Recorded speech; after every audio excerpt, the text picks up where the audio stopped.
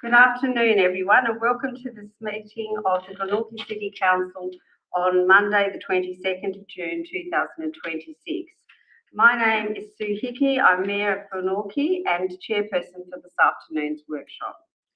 Glenorchy City Council acknowledges the Muwinina people as the traditional owners of this land.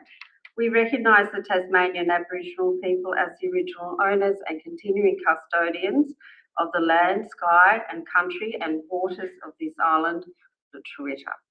We pay our respect to Aboriginal elders past and present, and we commit to working in a way that welcomes and respects all Aboriginal and Torres Strait Islander people. Joining me here in Council Chambers is Alderman Riddler, Alderman Justin Stringer, Councillor Molly Kendall, Alderman Tim Marks, Deputy Mayor Alderman Russell Yaxley, Emilio Reale, CEO, Alderman Stephen King, Alderman Stuart Slade, and we have Alderman Shane Alderton online with us. And yes, and so before we open our agenda, I take this opportunity to make a statement about workplace health and safety. Glenorchy City Council takes workplace health and safety seriously, and this includes physical and psychological safety. We have a duty to ensure that our safe workplace is provided for our employees, elected members, contractors, volunteers, and members of the public who may be present at council workplaces. Council meetings form part of the council's workplace, and it is expected that everyone who attends council meetings will behave in a polite and respectful manner. Council has endorsed a statement of intent setting out how we as elected members have agreed to conduct ourselves in representing the people of Glenorchy. In accordance with this, any disagreement should be expressed respectfully, remembering both during debate and in decision making we are elected to represent and serve the people of Glenorchy and to make our city the best it can be. Finally, I know that this meeting is being recorded and that the audio-visual recording of the meeting will occur in accordance with Council's recording of council meetings policy. Members of the public are not permitted to make audio-visual recordings of the council meetings.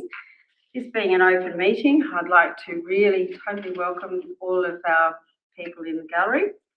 And just to note that we have received an apology for tonight from Alderman Josh Cocksharp.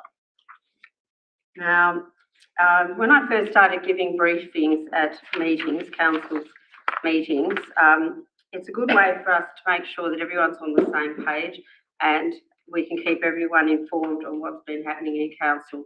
But I did start off doing them to combat some of the nasty, false and misleading social media posts that were occurring.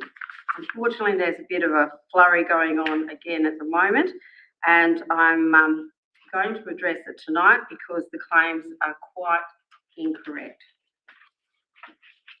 So the claims have been made about the 2027 financial year budget, and this is the truth, clearly and factually. So myth one, Council is imposing a $3.3 million rate hike. Wrong. This year's rate increase is an average of 5.4% across ratepayers, not a flat or excessive increase. This increase is driven by real cost pressures, including inflation across goods and services, increased costs for the reopening of the pool, and higher asset costs and depreciation for community infrastructure. Now, hopefully everybody is aware of all of the dramas with freight and fuel and will understand that there isn't an organisation that hasn't been affected by increasing costs.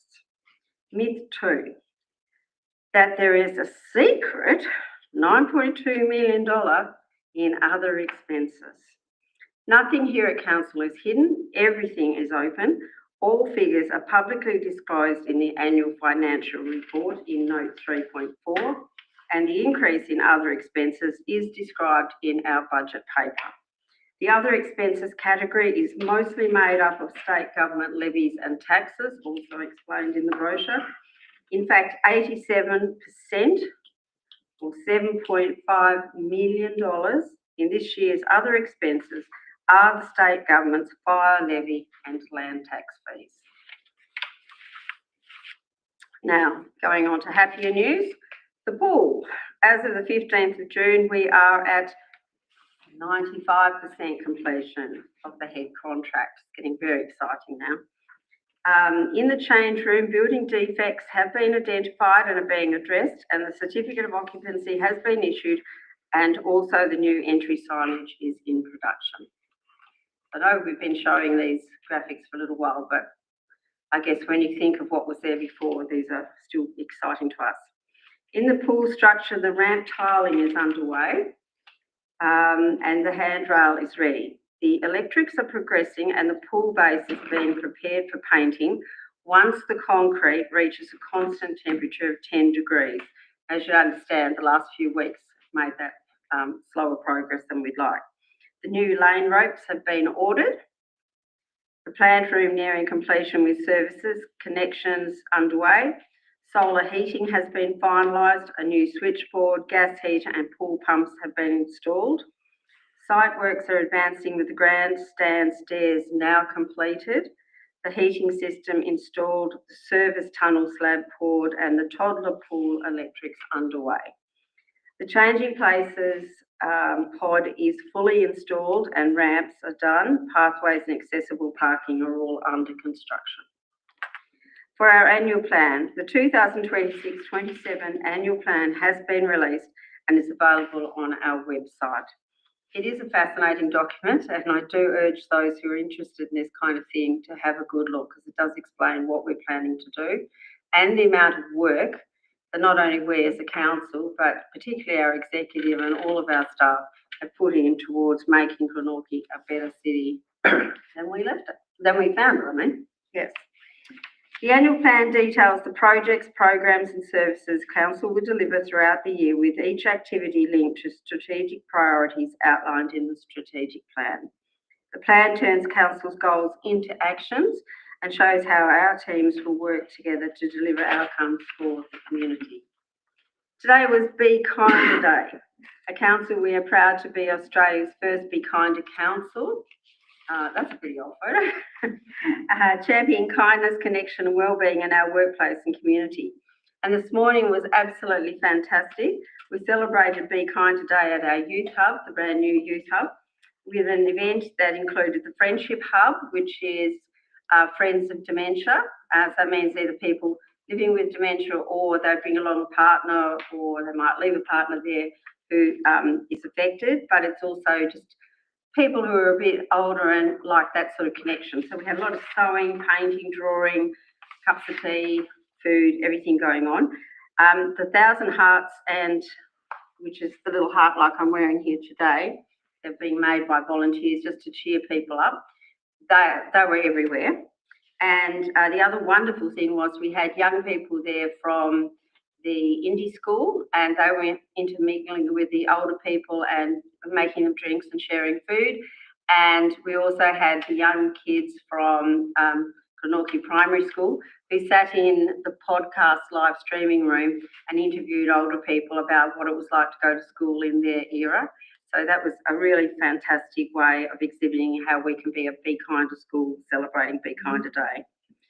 The Moona Arts Centre, I encourage everyone to visit the Moona Arts Centre to see the latest exhibition that will run until Saturday the 18th of July. There are a number of interesting exhibitions done by young people. There's the 12 Zodiac Animals by Sam Tran, that's fascinating. Enshrouded by Isabella Grassi. Voyage I have to get this right, Voyage dans la Lune by Aoella Poppy, which is this one that's up there now.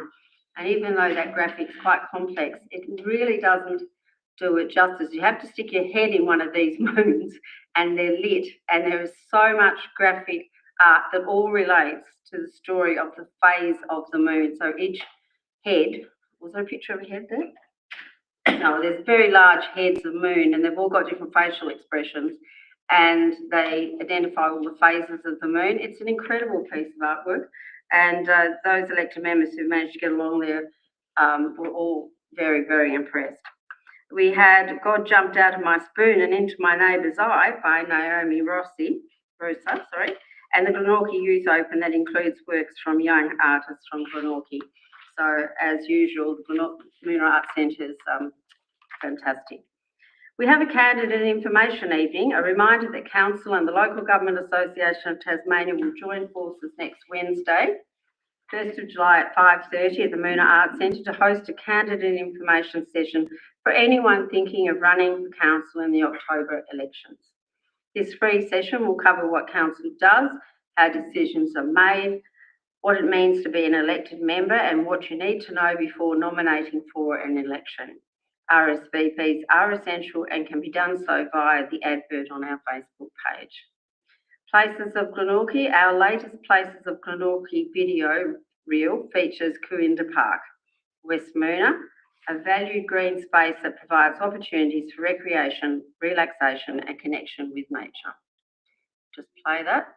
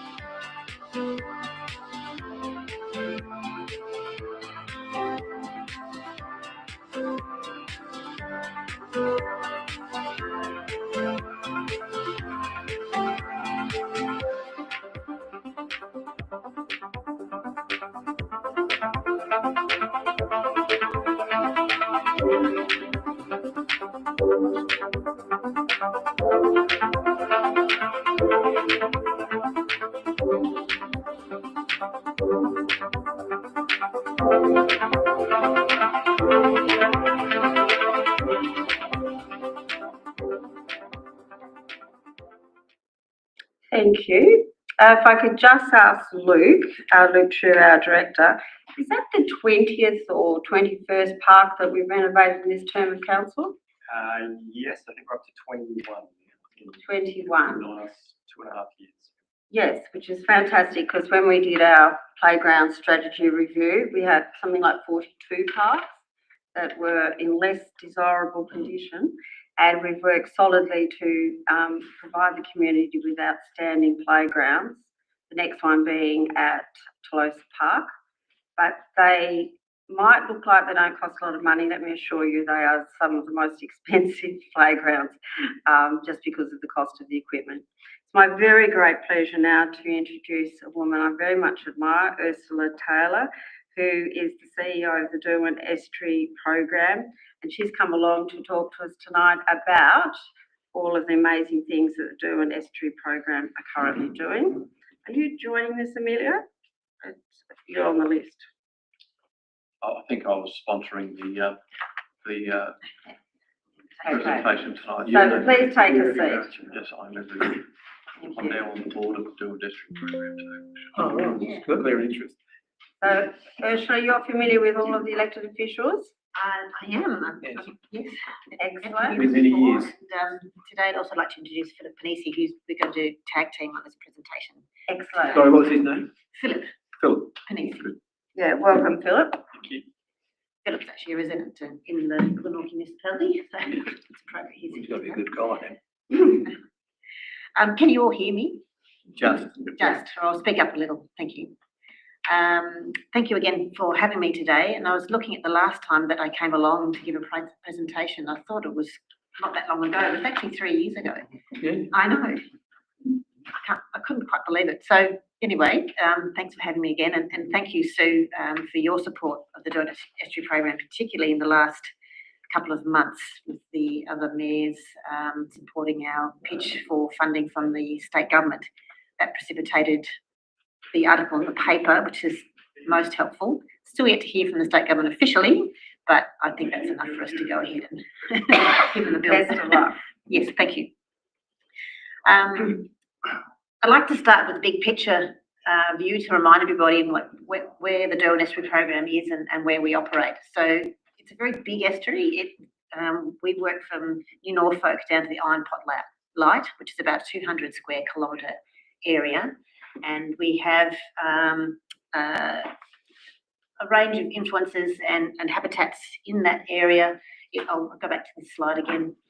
The catchment itself starts at Lake St Clair, which is the World Heritage Area, covers about a fifth of Tasmania's landmass, provides 60% of Hobart's drinking water. So it's an incredibly important system and something that we're very proud to work collaboratively to give that big picture insight as to the health of this really important system. So essentially from the river to the sea. A lot of habitats that we deal with in the estuary, from the riverine aspects in New Norfolk, where the saltwater wedge travels from Storm Bay all the way up to that area, and at the top, freshwater flows over the top of that saltwater around the New Norfolk area around Boyer. And as the estuary sort of progresses, it increasingly becomes more marine, and in the lower reaches of the estuary, it supports rocky reefs, things like giant kelp, sea dragons. In the middle of the estuary, particularly around Glenorchy, we have salt marsh, and I'll talk about that very soon, and important wetlands and habitats, and it's a place where we all live and play. The threats to the estuary, they're historical and also current. So we have the historical metal contamination, particularly from heavy industry, zinc works and the paper mill being two long-lived, businesses. The zinc works was established in 1917 and the paper mill in about 1940. So there's many decades of contamination before environmental controls were instigated into Hobart around about the 1970s, and we see a distinct change in the science and in our sediments and our water, where things start to turn around from that policy change. So that's the value of having that oversight.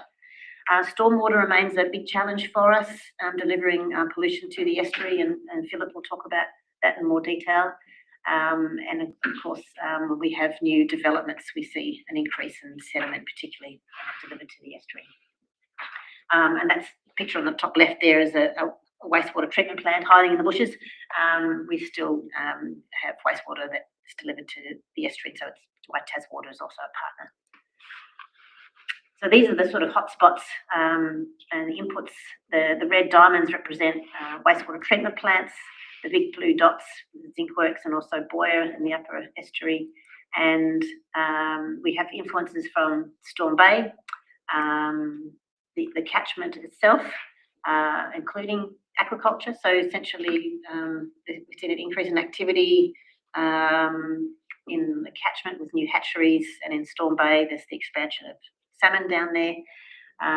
But also in the catchment, it's a combined accumulative influence of things like agriculture, increasing sizes of our urban areas, and stormwater.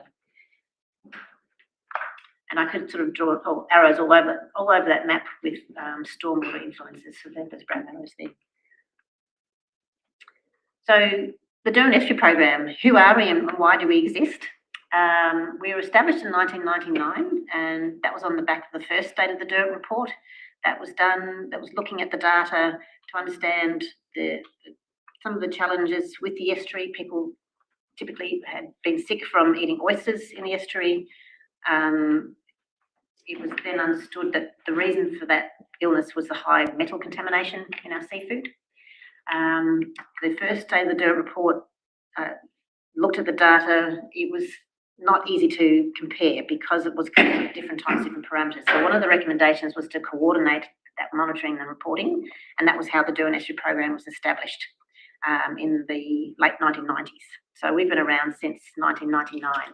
So we were now one of the longest running estuarine monitoring programs in the country, which is something also the partners can be very proud of. We have a nationally recognised long-term data set, which is the envy of other states. We are not for profit now. That was a transition that was made in 2017. So we used to be housed under the umbrella of state government. We're now a standalone organisation, and Amelia Real is our newest director on making us an independent organisation. And we're very much about sharing science for the benefit of the community, but also our partners to make informed decisions. So I touched on why we exist. So the 1970s, the Harry Bloom and Nobleman Science identified as being as one of the most polluted rivers, particularly when it comes to metal contamination. The community interest in, I think, the environment has really changed, particularly the time that I've been working with the Dirt and Estuary program as well, which is over 20 years now. People do expect us to look after the environment. We like the places we live and we want to in good condition. So the value of the Dirt and Estuary program in coordinating that information and sharing that information, it's an avenue for the community to connect with the estuary, and we can answer those questions on behalf of our partners. So that's a coordinating service that we provide. This is a bit of a shopping list of the things that we do, but the monitoring we've been doing in cooperation with the Zinc Works and the paper mill for over 20 years. Every third Tuesday we monitor metal levels and nutrients in the estuary. We coordinate the planning and the holistic oversight, and of course sharing our information, but also working on what we can do now that we understand the condition of the estuary. Where's the action? And promoting people's access to it, which I'll also touch on because Glenorchy's had a really big hand in facilitating that. So these are the people that we continue to work with, our formal partners. So five businesses and 6 local councils and the Tasmanian State Government, importantly, and accessing research grants or restoration grants. This is the money side of things. So this is our most recent sort of overview of where things are at in terms of finances. So the value of the partnership is that a small contribution can be used to leverage much larger grants, which we've seen with the Australian Government grant, which we received a year or so ago. And that grant money is actually being spent in Glenorchy on the Windermere Bay salt marsh restoration project. So that's the state of the finances for the last financial year, or this current financial year, I should say. So thinking about the Glenorchy highlights, the salt marsh restoration project is probably one of my favourite projects I've worked on with the Dirt and Estuary program. It's just gone so smoothly. I keep thinking something's going to go wrong, but it's been a really terrific collaboration between the council staff as well as the DEP scientists. And this was a long time coming. So the assessment of the salt marshes was done in 2018, understanding where they were, the condition they were in, and what was required to make them better. Windermere Bay was highlighted as one of the sort of first salt marshes to have the attention that required to improve it. That first section at the top there, we knew that the salt marsh would come back because we worked with the council to put in big rocks to stop the mowing, and the salt marsh responded by growing, which was excellent. So this site here was filled in the late 60s, early 70s, probably when suburbs were being built. It was a convenient place to put the building fill. We had that assessed for contamination, and happily it wasn't contaminated with heavy metals, which reduced the price tenfold. So we had $120,000 from the Australian government to restore this area. We worked with hydrological experts who were able to map and understand where the tide would return, and so we could scrape back the exact area to allow that to occur. And this is a passive restoration. So once the fill was removed, I'll talk about where we put that fill in a moment, it allowed the tide to return, and I'll show a photo in a minute of how that area is responding with that influx of tide. The scrape fill, we had also a great relationship with the council and had spied a bunch of woody weeds along the roadside, which was, while the machinery was down there, we had those removed, the fill has buried them. We spoke with experts about, what about seed regeneration? They're buried so deep that shouldn't occur. So that's also a really good outcome. We didn't have to take that fill to the tip. So working in collaboration we've got some really terrific additional benefits to this project. And of course, it's publicly accessible. It's the only restoration site like this. It's publicly accessible. And all the work we did with the community, asking them about how they use that area, they responded so positively to improvement to the environment. They love going down there and watching birds. School groups are coming down. Aboriginal community have been really engaged in this project as well, providing some of the interpretation at that site. That's all now installed. The signage has gone in, and that the signage that we've developed is based on the response from the community about what they're interested in. So we hope that's met their brief. We'll ask them again and to make sure that it has met their brief. And every time we go down there, we've done bird surveys, involving the community. There are always people walking across that salt marsh. So it's a really good connecting piece, which I think you also know that that's what the community wanted. So it's certainly well used. The fish are returning. So we've done some fish surveys with the university down there. So in the summertime, they found over 5 different species, like the yellow mullets come and swim, like tiny babies swimming across that salt marsh area seeking food and things. In the wintertime, I helped Ellie about 1 o'clock in the morning when the tide was going out, and it was all the native fish swimming into the traps. So it's all year round we're starting to see activity on the salt marsh, and this is how it looks now. And already the plants are growing back. Didn't need to do a thing. So the tide is washing in the seeds. There's plenty in the seed bank. That's all the native sarcocornia, or like a sea asparagus, if you like. Seaweed asparagus. It's used in restaurants. I wouldn't recommend it from Derwent, but it is something that you can eat. So that's and we've seen swans feeding on that salt marsh now. So it's just been really fantastic. And Ursula, when you referred to feedback people were giving, a lot of people came to us and said that they wanted to go on that walk, but didn't feel like they sort of had visual control, or it was difficult if they had walkers and things. So the council responded and put rails in to make it more accessible. And since then, there's just been a flood of people using it and lots of praise.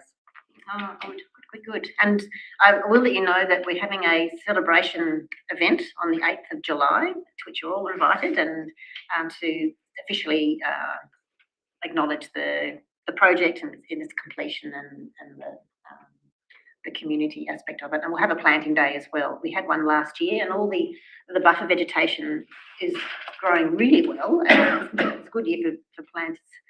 So we'll put some more plants in with the Coast Care group and the people who came along first time. And it's a nice way to wrap it up, to see how it's looking, how their plants have grown, put some more in, and just be part of that beautiful space. It's such a lovely bay.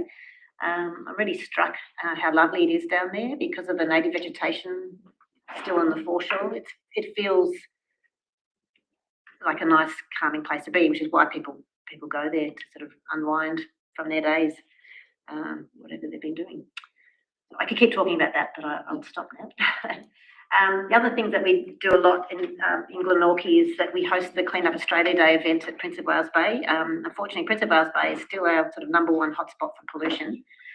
That corner, it tends to, the shape and nature of the bay, it attracts litter and it gets caught in that corner. And every year we go there, there's litter to collect, unfortunately. Good and bad, we collected 640 kilograms of rubbish in March. People. It's bad because we collected 640 kilograms of rubbish in March. So we keep going back there. It's really about raising awareness about, as a community, using less rubbish, etc. But that's a good way to engage with people. And the local businesses do come out and help us, which is also a good thing. We wish there was less, but that's what happens, unfortunately, at that site. I will now hand over to Philip. Philip is responsible for the urban water aspects of the Glenorchy program, and he coordinates the Beach Watch program. So, Philip. Thanks for that, Ursula. So this is a common question that, particularly from the community-facing element, is one of our more, focused projects. So Beach Watch in particular, and Glenorchy has the title of having the northernmost swimming site in the Derwent, which Hobart does tend to try and claim every now and again at Windermere. And what we do is we work directly with the council EHO teams to coordinate the sampling. So they sample weekly during the summer months, so from December through to March. And we provide, I guess, the forum for that information to be available to the public through our Beach Watch website. So it's a really big, I guess, collaborative effort between us and the council staff. And this is a question, I guess, that, we're all very interested in wanting to know about. For Glenorchy sites in particular, we break it up into two main areas. So swimming sites where we want to encourage people into the water, and environmental sites where there might be things like kayaking occurring, other types of recreation where we're not actually having people get into the water. So for Glenorchy, that occurs around Elwick Bay and Windermere Bay, with both sites being good at the moment, good and fair. So that's quite good compared to a lot of the other sites across the Derwent. And it's a really positive program for where the community is obviously really passionate about their local area. Even making them aware that sites like Windermere Beach are accessible for swimming, and really trying to promote that as an area that, you can go and recreate. There is obviously dog walking and things there as well, but, the water is safe to go swimming in, and it's a really kind of positive outlook that we can provide the community as well. The contraption you can see on the left, there's a few different versions depending on the councils, but that's more or less the sampling device that's used on that weekly basis. So we provide that training specifically to the council staff on an annual basis, just to make sure that the way that the water is collected is consistent across all sites across the Derwent. And it also gives those council staff an opportunity to ask us questions. Maybe it's about sampling, maybe it's about the communication aspect, maybe it's about some of the reporting and some of the results that we've received. So it's a very, I guess, open relationship in terms of the information that they're collecting from a public health point of view, but also how are we best messaging that to the community so that they're informed and they can make a decision. Another big part of this, which is a recent development for us, is we've actually developed our own in-house daily forecasting program. So actually taking that advice in addition to the weekly samples that we are collecting, being able to provide the community members on a particular day when they're wanting to swim within the Derwent, they can have the most up-to-date advice and feel confident that they've got the information to inform a decision about swimming on any given day in the Derwent. So that's quite a promising output of the project. And that was something that we lent quite heavily on the councils about how best we get that information out to the community without, confusing them with lots of different mixed messages and things like that. So some really general trends. So across the Derwent in terms of swimming, there's about 16 sites that are good or fair. There are a few sites across the Derwent that do experience some challenges, but a big part where we can actually see some, I guess, progress and some rectification in that is working with the council stormwater engineers and looking at stormwater as a way for pollutants to be conveyed into the environment. A lot of our beaches particularly have outfalls that are, very close to or, adjacent on beaches and things like that. So we're in the process at the moment of actually trialling some catchment investigations within councils where we actually embed ourselves as staff for a period of time and actually provide that in-house support, which is picked up through the existing partnership agreement, which councils all contribute to. And it just provides their staff, but also, some of those niche little projects where you might not necessarily have large amounts of capital or large resources ready to deploy, we can sort of fill that little stopgap period, conduct a catchment investigation with the staff as a capacity building exercise, but also, in terms of infrastructure, where should we be focusing our renewal budgets, big capital works projects and things like that. Doing a lot of work with Taswater as well around when you get the interface between the two. So obviously sewer getting into stormwater is a big problem. So being able to understand where those instances are occurring throughout your network is also quite a valuable part of that program. So that's, as I alluded to, stormwater for us is quite an important part. We've done quite a varied amount of work in stormwater, from anything from guideline development, so particularly looking at from a council perspective around policy guidance and standards internally, so how to prepare stormwater management plans, how to prepare stormwater policy as a council, but then going a little bit further and looking at some of those things like erosion and sediment control and the process that you may need to establish to look at things like compliance or auditing or getting a better understanding of some of those developments that are occurring within your council area, the impact they might be having, and just making council staff aware of what to look for, some of the questions that they may be having, and providing that sort of expert knowledge to them. The photo on the left is an example of what those catchment investigations look like. So they are very hands-on, and that is a benefit for us to, I guess, embed ourselves into the council for that period of time, is just to be able to physically show staff how to do these things. It's really beneficial to, I guess, work with them on the ground and explain. They've got the local knowledge as to what the infrastructure is like, maybe some of the challenges, some of the complaints that they've been having as well. And we can really tailor that program to really sort of, I guess, look at some of those issues that they may have already been experiencing over the years and trying to rectify or trying to identify what might be causing those challenges. Another program, which again, we were very fortunate to work very closely with the councils again, is we received a federal government grant in early 2024 to conduct a very extensive stormwater monitoring program across the entire Derwent. So looking at 35 sites anywhere as far down as Coffee Creek, so down near Howden, all the way through to the Lachlan River in New Norfolk. And this program was an opportunity for us to revisit some previous stormwater monitoring that we'd undertaken in 2010, but getting an understanding about some of those really sort of key pollutants that we look at when we're putting in this stormwater infrastructure, so nutrients, sediment and bacteria, and getting an understanding about what the current state of that is for a number of catchments across the Derwent. In Glenorchy specifically, we looked at Humphreys Rivulet, which there's some money to do some work there at the moment, Faulkner's Rivulet, which is obviously associated with the Windermere Bay salt marsh area. We did look at Prince of Wales Bay, and that's sort of at the end of the Worcester device that's at the bottom of the sports fields there, and also Gould's Lagoon. And this program was, I guess, in conjunction with the engineering staff here at council, but also the environmental health officers who have that sampling experience. And this was undertaken over a 12-month period. That report's finalised now, and it's been a way for us to help prioritise where things like those catchment investigations may be undertaken. It's also helped councils. We prepared an internal report specifically for the staff around looking at project bids and budget processes around, you know, if we've got only a small amount of money or we've got a discrete budget to work with, where may we be best to spend that money in the first instance in order to see some changes, and then kind of hierarchying it from there. So this, ideally, we'd love to do this again, pending we get another federal grant in sort of another 5 to 10 years' time. But again, it was, you know, we wouldn't have been able to physically sample that amount of sites by ourselves. So by leveraging that sort of connection and the sampling expertise that we've already built up within the councils, it makes a project like this really straightforward to deliver on such a broad scale. Seafood's always another question, as Ursula alluded to.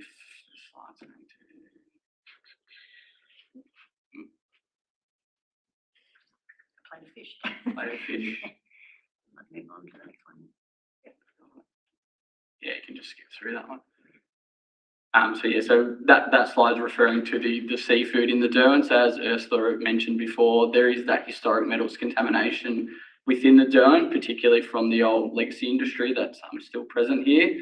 So as we coordinate alongside the Department of Health, the seafood safety program, so around what type of seafood can be consumed and not consumed from the Derwent, and providing the public health messaging to the community through signage, through fishing alerts and things like that. There is still obviously that advice throughout the Derwent, so there are certain species that you can't eat in the Derwent due to those metal pollutions. We are seeing some improvements in that space, but we are, I guess, noting the fact that we're not quite there yet. Some of the larger species in particular still carry quite a lot of those metals within their flesh, but it is something that through our ongoing programs we are not only understanding that process better, but working with the industries directly to, you know, in time into the future. It might not be your generation, might not be my generation, might be a few generations' time. We may get to a position where that may be something we might be able to, you know, improve upon for the future generations. I think what else was in here? Oh, no, there we go. So that's an example of the signage. I'm sure some of you have probably seen these before. They're scattered at various points around the estuary. One spot from memory in Glenorchy that comes to mind is the little, I'm trying to think of the old gantry bridge for where that bridge next to the Bowen used to be. I can't remember exactly what it's called, but there's signage there at the moment, and particularly it's around bream and flathead and any sort of shellfish there. So that is one program that we coordinate with Department of Health and obviously with the zinc, so Near Star as well. As I mentioned, to sort of touch on this briefly, we do still see some issues with some of the larger species of fish, but again, that's something that we, through this monitoring going forward, it's not necessarily isolated to just Derwent specific species, so the Derwent flathead and the Derwent bream. Some of those larger, more ocean-going fish species, you do tend to see that they do have potentially high levels of metals within their flesh. Nutrients is another one, so particularly this is around upper estuary influences, so sort of looking above the Bridgewater Bridge. There's lots of issues potentially around agricultural runoff. Urban areas, you're looking at sort of stormwater runoff and particularly wastewater treatment plants. So for us, we're really, I guess, focused on algal blooms as being something that's becoming a lot more prevalent in the media, and understanding about the effect of nutrients and how that may, I guess, influence potential blooms in the Derwent in the future. We are fairly lucky that we've got quite an extensive data set that we can rely on. So we do have a really good knowledge base to be able to inform, in the event that things like that happen in the future, we have a bit more understanding about where those causes may have come from. Other sort of things, again, particularly looking at the upper estuaries around low dissolved oxygen, and that is an issue potentially around the flow regime with the upper estuaries. So some of you may not be aware, but Meadowbank Dam really regulates the amount of water that comes through the upper estuary. So particularly during times of summer when that flow is quite low out of the dam, we can see potentially periods of low oxygen in the upper estuary. That could result in fish kills, and we have seen that in the past. So it's something that we are working on having a bit of better understanding about, and working with Hydro directly around, can we adjust flow regimes and things like that to have a bit more control over those when those low events occur. As Ursula mentioned too, the State of the Derwent report is kind of our pinnacle document that we put together on a 5-yearly basis, and it's a really good opportunity to not only share the work that we've done throughout the Derwent, but also an opportunity for our partners, so Council being one of those, to showcase some of the work that they've done throughout that period, and provide that as a really extensive reference document that we as researchers and we as decision makers can use, but also the community has a way to engage with various parts of that report. So a few of the key trends from the most recent one, which was finalised at the end of last year. So these, I guess, points are predominantly driven by our ambient water quality program, which is that monthly sampling program that Ursula mentioned earlier that we coordinate with Near Star and Boyer. So things like water temperature have generally remained fairly stable in the Derwent. pH around the marine influence has decreased in parts, and that could be due to things such as ocean acidification and other elements, but not necessarily related to the Derwent in terms of the urban area. Transparency, so that's how clear the water is, has actually improved. And we're likely to see more of that as we reduce the amount of sediment that enters into the estuary. So that's quite a promising sign. Water quality in Rouse Bay has improved across the board. So that's looking at nutrients, looking at sediments, water clarity, things like that. We do, as I mentioned, have seen declines in water quality and DO, particularly at the upper estuary sites, but we do still see a little bit of that occurring at Prince of Wales Bay. We are working with Taswater around that treatment plant that's there. I think it may be pretty soonly due for renewal or discussion of renewal or what that might look like. So as time progresses forward, we may be seeing some improvements in that as that kind of infrastructure is transitioned. Macquarie Point's an example where we are likely to see quite a big improvement around nutrients once that old Macquarie Point treatment plant gets turned off. There's claims of around 40 to 50% reduction in nutrients, which if achieved would be quite extensive. And again, metals contamination for the most part has generally improved across estuary sites. We're not actively pouring in the same levels as we were in the past, and we are doing a lot of work, particularly Near Star, around how they can mitigate their impact of zinc, but also looking at their site itself and the ways that they can remove some of the zinc internally through things like groundwater extraction and other things like that. So we are definitely working towards, improvement in something that's very, very difficult to remove from the environment.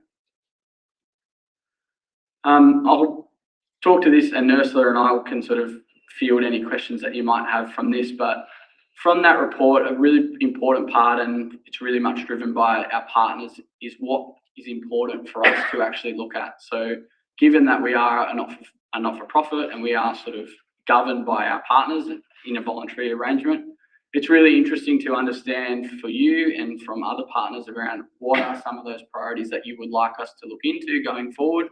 So here's just a few kind of, I guess, headline words that we've sort of been flagged from various partners across the board.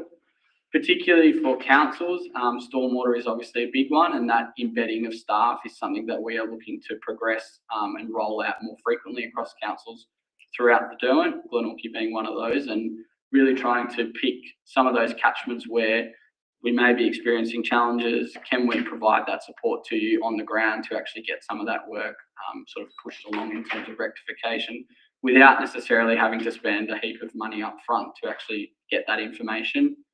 Beachwatch again is another important component. So that forecasting element is something that we've recently added, and we are constantly looking at ways to best sort of share that information with the community so that it's really clear, always open to new swimming sites. So if there's sites within Glenorchy that may be, considered for swimming in the future, there are opportunities for that to be included into Beachwatch programs into the future. And it's something that as people, become more expecting swimming throughout the various parts of the Derwent, it's a question that may be asked. And looking at the communication side of it around how we actually present that information. So some of you may have seen the State of the Derwent report. If you ever get your hands on a printed copy, it is quite a dense and quite a formidable looking piece of material. So a really big part of what we're looking at in terms of communications of that now is making it really interactive. So things like story maps and ways that we can bring the community in, we can bring elected members in, we can bring in decision makers into the science without necessarily having to present them this really dense and really difficult to disseminate report. I think that's pretty much us. So thank you for having us. Okay, elected members. Sorry. I think it got excited. Elected members, would anyone like to ask a question? I just answer for you. I've been fishing that river since I was 10, right in front of Montrose High School, Montrose Park. And the quality of the fish that we get there now, I'm getting bred there with my grandsons, is quite extraordinary. They very, very healthy looking fish. Well, I ate once previously. I'm still here, but yeah, and we're getting other fish that we never had there before. That's what's very important, ones that you get further down. So I think it's a good sign. It's healthy along there. You certainly see a lot of fish activity swimming around out to about 5-10 metres. You never saw before. So to me, that's, as a basic person, that's me signs that it's looking healthy. You know what I mean? Well, we had we didn't include in that presentation an assessment of our rocky reef health. Yeah.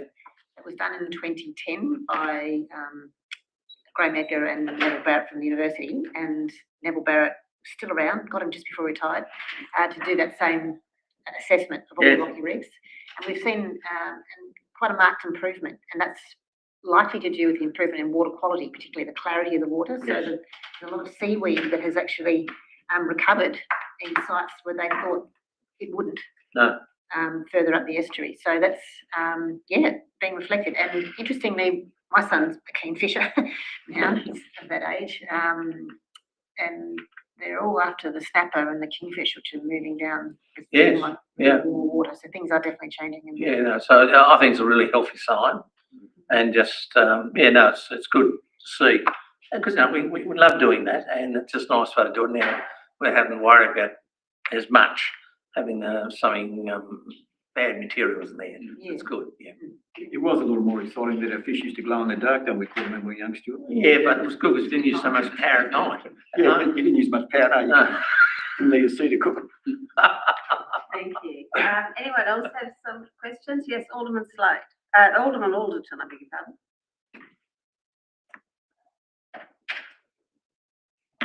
pardon. Shane.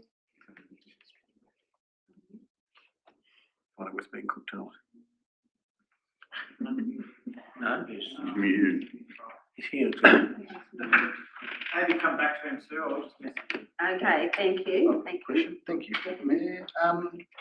Thank you. Great presentation as always. I do remember 3 years ago. I remember you coming here, so it was, obviously an impact. So it's great to get an update and a refresher.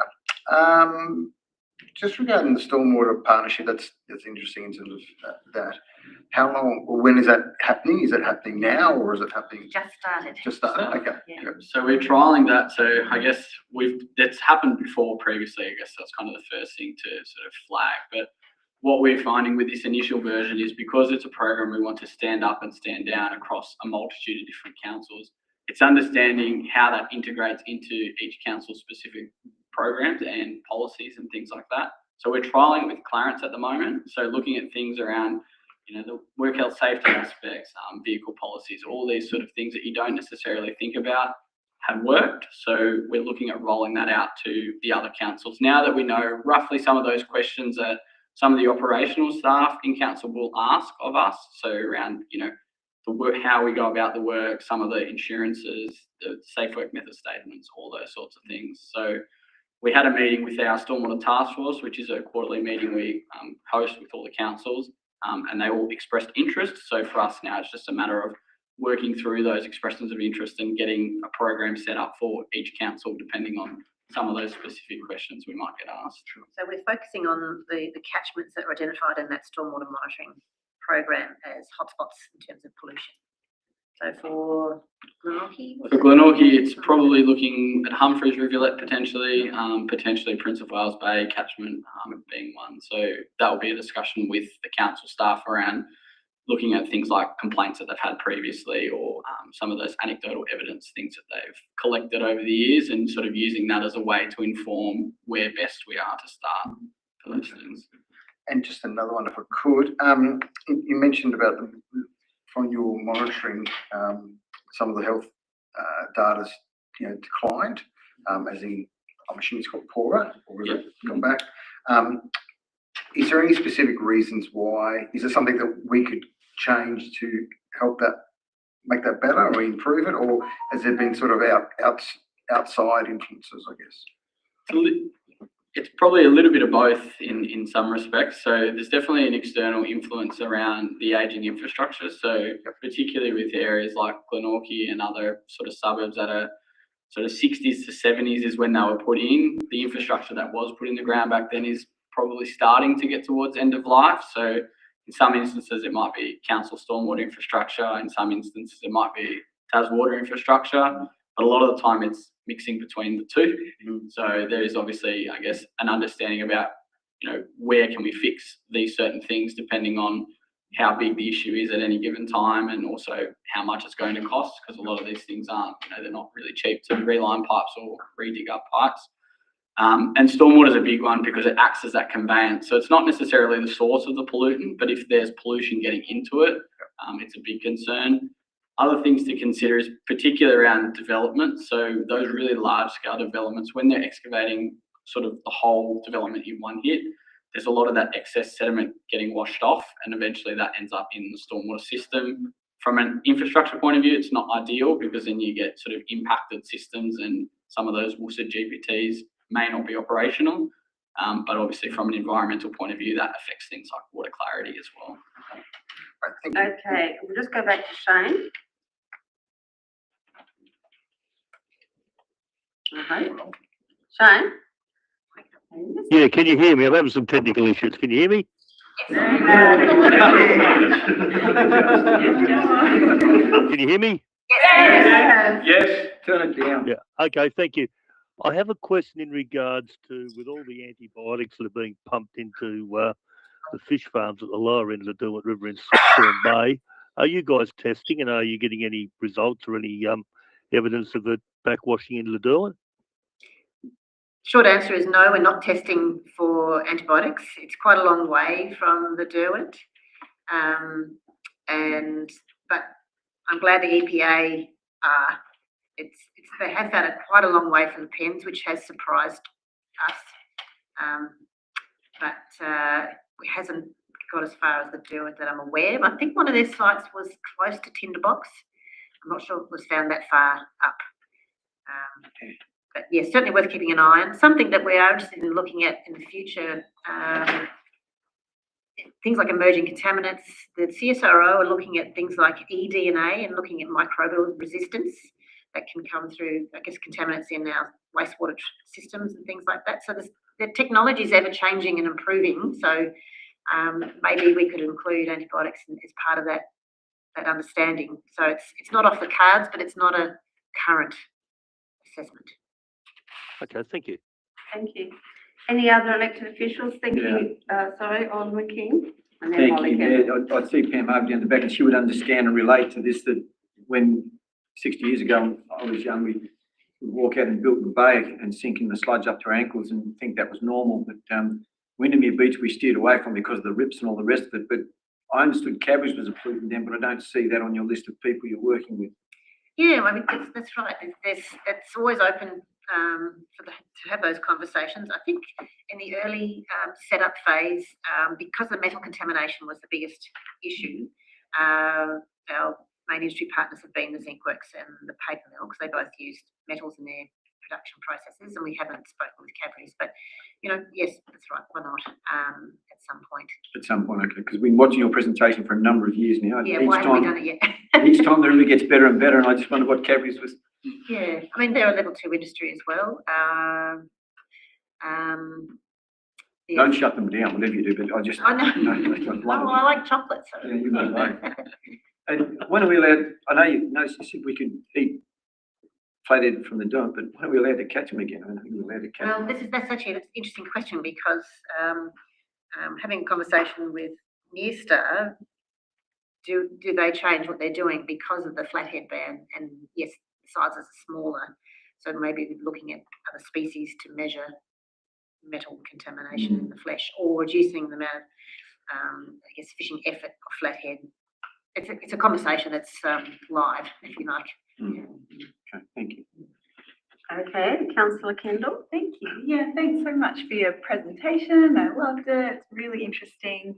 And I was really excited to see the Beach Watch website. I didn't know that existed. And I think it's there's definitely a trend of people wanting to be more engaged in their local waterways. And even I think there's a project in inner city Melbourne to try to make the Yarra swimmable. So I think across Australia there's real interest in reclaiming waterways and making them a place of leisure. So we're obviously far and above here in Tassie to be able to offer that, but I'm not sure if people are really aware, as you're saying. So yeah, I'm really excited to see that Beach Watch website. And is there anything that we can do to better sort of platform that or make people aware of it, that they can swim in a local area?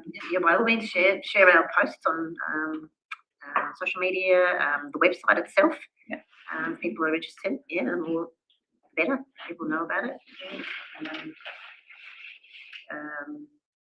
Yes, keep share. It's probably the best way to go about it.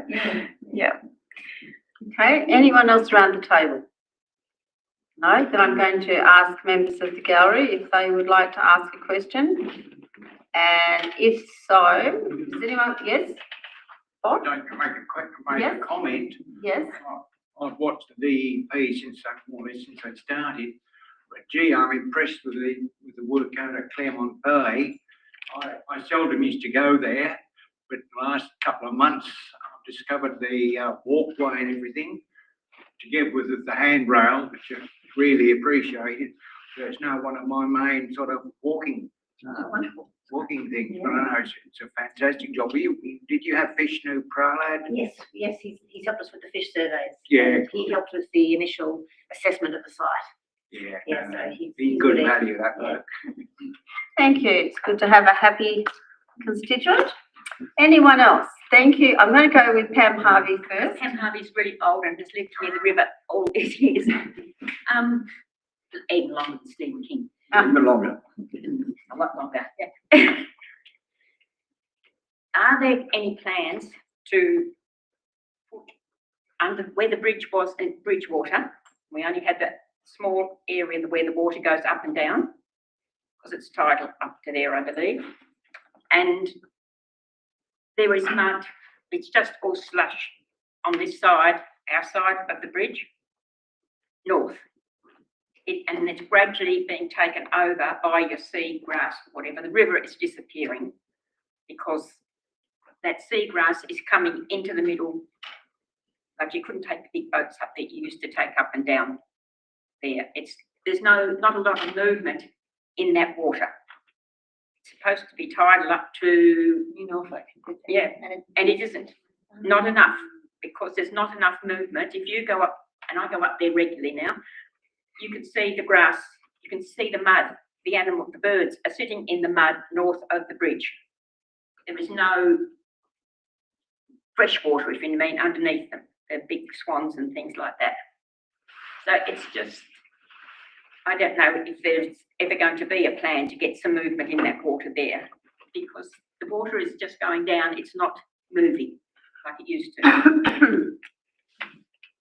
It's sort of, I don't know, it just seems a pointless exercise. Now they've taken the bridge away, they're leaving that causeway there, which is stopping the river as such. I know it's not stopping it completely, but it does make a difference to the flow that used to be going through there. Yeah, there's a reason that the causeway is going to stay there, because the sediments up at that part of the estuary are highly contaminated with heavy metals, and to move that causeway out would cause a flush of poison essentially for the rest of the river. So Or something, I mean, So you're just going to leave it all there. yes, that's right, because it's better to be covered, because it will cause more damage, unfortunately, than in the process. The seagrass, we're happy to see seagrass. The swans, It has taken the whole river. well, the seagrass, the swans and the birds, which you rely on the seagrass, so it is actually a good thing. But anyway, Yeah. the other thing was, I think I have mentioned many times, that the first settlers came, they wouldn't have been able to get their canoes into Wisdom Cove.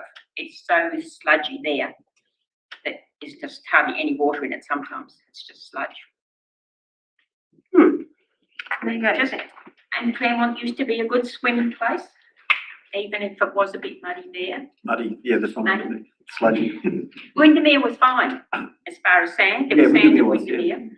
But the Moores Beach, which is now got a different name, was always quite, we used to swim there and it was soft dirt, but it was never as muddy as it is now. So which one's Moores Beach? The one on the left going up to Cadbury's. Yeah, the one The down renamed the Hilton Bay Yeah, Reserve. just 150 metres where I used to live, it was down, that's where we used to go. Ah, Down Glenorchy. there you go. You learn something new every day, so go home. Well, it was Moores Beach because someone was living there. That's what. And then what's the name on the other side of the road, where the oval is now? Yes. That was his dairy as well. The cows ran there. So that whole area was Moores Beach. Can we just take Eddie first? Eddie Steenbergen? At the GBA this afternoon, we had a development application which involved land reclamation.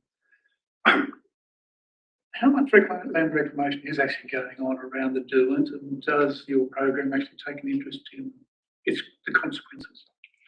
We have some dredging and reclamation guidelines, which we produced quite some time ago, to be really careful about those kind of activities because of the contaminated nature of sediments and things. And they still stand, but they're guidelines only. Does your program take an interest Oh, we do take an in the interest. consequences? We're not a statutory organisation, so we have no role in that aspect. We do make submissions on developments and to let, we work with councils as well to let people know of the natural values of that particular area to mindful on the planning side. So you contribute to the planning process, is that what you're saying? Yeah, well, as a representative. As a representative. Yes, where we can. Yeah. Okay, that's interesting. I noticed you don't actually have any money for the public. You're a not-for-profit. Why don't you ask for public donations? It's probably a time thing as well. We have really quite hard work. If you'd like to make a donation, you can. It's almost 30 June. No, actually, can I actually make a personal donation to your program? Yes, you can. Tax deductible donation. Okay, I guess I can. It just didn't appear in the budget. It was Oh, yeah, There's nothing we there. don't actually receive very many donations. Too small. Yes. We're happy to put a post up for you on that. Thank you. Also in the pie chart, there was a little section that was sale of assets. What sort of assets have you got to sell? Well, we sold one, it was an analyzer, a water quality analyzer. After our program, we had a 3-year trial. Okay, it was Um, equipment. Yeah. Okay. Wasn't a piece of land, something. No, Bit of no. fortune or- Citizen science, do you, I mean, with all your community involvement, do you get citizen science happening at all in relation to your program? Again, that's also, Is that a time thing? it's a time thing and an expertise thing. And so in the past, we've worked with other organisations who are much better at running citizen science programs. So we provided some funding to Parks and Wildlife Discovery Ranges some years ago to run education classes in schools. We sponsored the Bookend Trust to run a month-long program from the source of the dirt down to the icon light. So the teacher traversed the entire length of the river, walked, swam, kayaked, and engaged with students online. Some 3,000 primary school students were involved in that. They also had excursions for high school students to look at hydro power plants. There was another project on the crayfish living in the highlands and things like that. So we sort of support them from a distance, if you like. We still have our website, which has a lot of species information. That's probably one of our most popular pages for schools that doing assignments. We know when there are assignments going on because the number of hits for that website goes up. And our education resources for teachers as well available on our website to run their own outdoor education experiences. So yes, sort of wholesaling, as I like to call it. Can I keep going? Yes, can we do one more because I've got to get back to Molly. No, one more, just another one. You mentioned you're talking about forecasting based on what? So it's based on a few different things. So the historical bacteria data that we've collected over the years, so that's sort of the main thing that informs. Yeah. It does go down in cycles, which is important for us to understand because if we make an improvement, we want to be able to show that that improvement is having an impact. So it's good and bad, depending on what the catchments are like. Rainfall, so it informs rainfall information as well. So how much rain falls on a particular swimming site, keeping in mind that Glenorchy may experience more or less rain at the same time that Belrive might experience rain. So really breaking down that kind of understanding there. And another thing that we really rely on is actually the spill information. So Taswater have come on board and actually provide when a sewer spill is occurring near a swimming site, we can actually override a forecast so that the advice to the community is current for that period of time. So it does, it's a few different moving parts within it. But yeah, so it's good. So when you do alerts or let the public know about something serious, how do you do it? Apart from the Facebook page. Our website. Through the website. So we update that on a daily basis during that. So it doesn't go to the media at all. Because if people aren't looking for it, they won't go to your web. That's right. You But need to out further. the media's actually sort of cottoned on to where it is, so they keep an eye on it as well. I'm pretty sure And if it's a major spill, Taswater needs to notify. Thank you. I'm done for now. Thank you. Councillor Kendall. Thank you. Yeah, I'm interested in those introduced starfish. I saw quite a few of them on my walk around Prince of Wales Bay this morning. I know some people remove them and compost them. I don't know if that's officially okay, but I wondered if in your program you monitor them and if it's okay to remove them. As part of the Rocky Reef Survey, Neville looked at marine pest species, and essentially the number of species and their distribution is similar to what it was in 2010-11. Sea stars fluctuate in numbers, and they're still in incredibly high numbers, which is really unfortunate because there's not a lot we can do we can't eradicate, in other words. There is a community group that's called the Sea Star Removal Group, and they're focused on areas where the spotted handfish are known to reside, to remove sea stars from those sites to give them a better breeding chance. I think you need a permit to collect these species to compost, unfortunately. But this, if you wanted to get involved, that is a citizen science project. If you like snorkeling, or even you don't have to snorkel, but helping out this group, they meet, I think, twice a month. Yeah, around the estuary. They have a Facebook site too. Okay. So if you want to sort of get involved and Sounds cold fun. water swimming. Well, thank you very much, Ursula. Philip. Thank you. That was most informative and a good example of what we'd like to be bringing to Glenorchy through our open council meetings. But we're also always looking for suggestions. So if any member of the public or community would like to propose, we have a workshop on something that's a consideration, or we may be able to influence in the surrounds of Glenorchy, we would love to see if we can facilitate that. And we'd like to thank everyone who stayed and watched online today, and we promise to be as open and accountable as we possibly can, and that's why I think we're one of the few councils that actually live streams our open workshops. Yeah. Thank you for watching, and we'll see you again soon.